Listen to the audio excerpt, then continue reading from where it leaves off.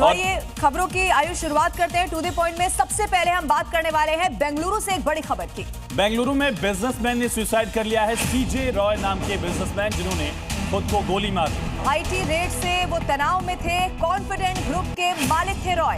पिछले 2 दिन से रेड चल रही थी और इसी बीच उन्होंने खुदकुशी कर ली। करोड़पति व्यापारी ने खुदकुशी क्यों की, ये बड़ा सवाल। अब देखिए ये भी जांच की जा रही है। वहां डिप्टी सीएम ने भी कह दिया है ये जांचा जाएगा कि क्या किसी तरह इस रेड के दौरान आत्महत्या के लिए उकसाया गया। अब सब कुछ जांच का विषय। लेकिन ये जो तस्वीरें आप देख रहे हैं, ये तस्वीरें बताती हैं कि जिस बिजनेसमैन ने खुदकुशी की है, एक बड़ी संपत्ति, अलग अलग महंगी गाड़ियों का सीजे रॉय को शौक था।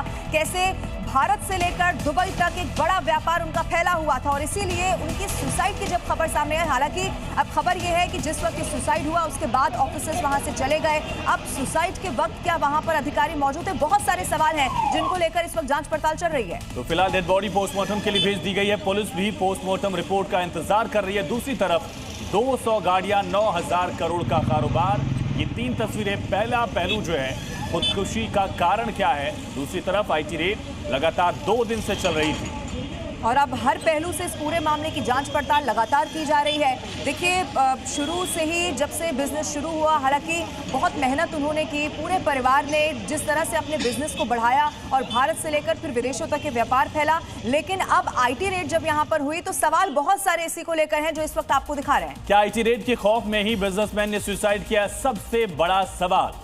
इसके अलावा देखिए कॉन्फिडेंट ग्रुप के संस्थापक और वो चेयरमैन थे। ऑफिस में खुद को गोली मारकर उन्होंने अपनी जान दे दी है। मौके से हथियार को बरामद कर लिया गया। जिस हथियार का इस्तेमाल खुदकुशी में उन्होंने किया, इस बात की आशंका है। पुलिस अब हर एंगल से इस मामले की जांच कर रही है। आय से ज्यादा संपत्ति मामले में जांच चल रही थी, सूत्र ये बता रहे हैं। छापेमारी बीते 2 से 3 दिनों से लगातार जारी थी। क्या इसी वजह से वो तनाव में थे और यही तनाव जो है वो खुदकुशी का कारण बन गया? और इसी से जुड़ी हुई एक और ब्रेकिंग न्यूज आपको बताते हैं। खुदकुशी पर रॉय के भाई का भी बयान सामने आ चुका है। और रॉय के भाई ने कहा कि जानकारी जुटाई जा रही है। इनकम टैक्स का मामला था, सच सामने आएगा ये उम्मीद जाहिर की है उन्होंने। उन्हें कोई धमकी नहीं मिली, ये भी रॉय के भाई का कहना है। No other kind of, other than income tax issue, he had no other issues. That I am very sure. He didn't have threat, he didn't have loan, he didn't have any other threats or anything. But I don't know what happened with the income tax. I will have to go find out. तो परिवार भी एक ही कारण बता रहा है, वो कारण इनकम टैक्स रेट की वजह से तनाव में। अब समझते हैं कि आखिर सीजे राय कौन थे। लवीना देखिए जाने माने रियल एस्टेट वो उद्यमी थे। 2006 में कॉन्फिडेंट ग्रुप की उन्होंने स्थापना की थी और इन 20 वर्षों में भारत के अलावा कई देशों में भी उनके प्रोजेक्ट जो हैं उसका यहाँ पर अलग अलग पहलू नजर आए। और सीजे रॉय के बाद दुनिया की जो महंगी कारें उनके पास थी उसकी कई सारी तस्वीरें भी इससे पहले सामने आ चुकी हैं। 200 से ज्यादा महंगी कारों का कलेक्शन बताया जा रहा। भारत यूएई में 160 से ज्यादा प्रोजेक्ट्स को उनकी कंपनी लीड कर रही थी और कुल अनुमानित जो संपत्ति है वो करीब करीब 9,000 करोड़ रुपए की बताई जा रही है। इसके अलावा कई रियलिटी शो जो थे उनके स्पॉन्सर भी सीजे रॉय या उनकी कंपनी रह चुकी है वक्त पर। इस पर जांच लगातार जारी। आइए आगे बढ़ते हैं टू द पॉइंट में। एक और ब्रेकिंग न्यूज हैदराबाद से इस वक्त मिल रही है। फायरिंग करके एटीएम लूट से पूरे इलाके में दहशत फैला दी गई है। एसबीआई के मेन ब्रांच के पास लूट से दहशत फैल गई। पैसा जमा करने गए शख्स को गोली भी लग गई है। सीसीटीवी में बाकायदा ये लुटेरे दिखाई दिए हैं। इस वक्त आप जी न्यूज पर ये तस्वीर देख रहे हैं और इसी सीसीटीवी के आधार पर इन बदमाशों तक पहुंचने की कोशिश कर रही है पुलिस। फिलहाल घायल शख्स को अस्पताल ले जाया गया है, इलाज जारी है। हैदराबाद में एसबीआई मेन ब्रांच के पास इतनी बड़ी लूट और खास करके लुटेरे के जो चेहरे हैं वो भी फुटेज में नजर आ रहे हैं।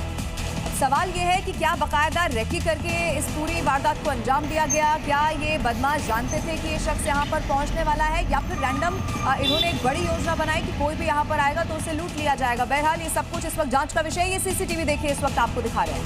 देखिए किस तरह से यहाँ गाड़ी से ये बदमाश आते हैं और जो शख्स पैसा जमा कराने गया था तभी वो नजर आता है। इसको रोककर गोली मारी जाती है और लूटकर बदमाश फरार हो जाते हैं। देखिए सवाल भी है बदमाशों के हौसले कैसे बुलंद हैं। इस तस्वीर के जरिए बिल्कुल समझा जा सकता है क्योंकि कोई रात के अंधेरे में सब कुछ नहीं किया गया।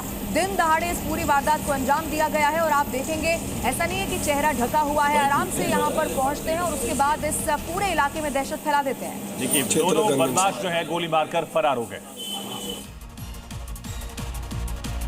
और उत्तर प्रदेश की राजधानी लखनऊ से बड़ी खबर है। केजीएमयू धर्मांतरण मामले में बड़ा खुलासा। रमीज के करीबी शारिक का खुलासा हो चुका है। हिंदू लड़कियों को ये बकायदा टारगेट किया करता था। तो रमीज के दोस्त ने ही रमीज की हर पोल जो है वो खोल दी है। कहा हिंदू धर्म की कमियों को बताता था, भड़काता था और जन्नत की बातें करता था रमीज। यानी कि ब्रेन वॉश किया करता था, हिंदू लड़कियों को फंसाने का एक टारगेट रखता था। अभी कई सारे खुलासे इससे पहले भी हो चुके हैं। आपको याद होगा बकायदा फोल्डर हिंदू लड़कियों के नाम से मिला था। रमीज मामले को लेकर उसके दोस्त शारिक ने कई खुलासे किए हैं। रमीज के बारे में शारिक ने बताया है कि वो हिंदू लड़कियों को बरगलाने के लिए उनको हिंदू धर्म के प्रति बरगलाता था। वो ये बताता था कि हिंदू धर्म में कई खामियां हैं। इसके साथ साथ शारिक ने रमीज के कई राज खोले हैं। ऐसे में केजीएमयू मामले को लेकर 25,000 के इनामी शारिक को लखनऊ की चौक पुलिस ने गिरफ्तार किया था और अब रमीज के राजदार ने रमीज के बारे में कई जानकारियां जांच एजेंसियों से साझा की है।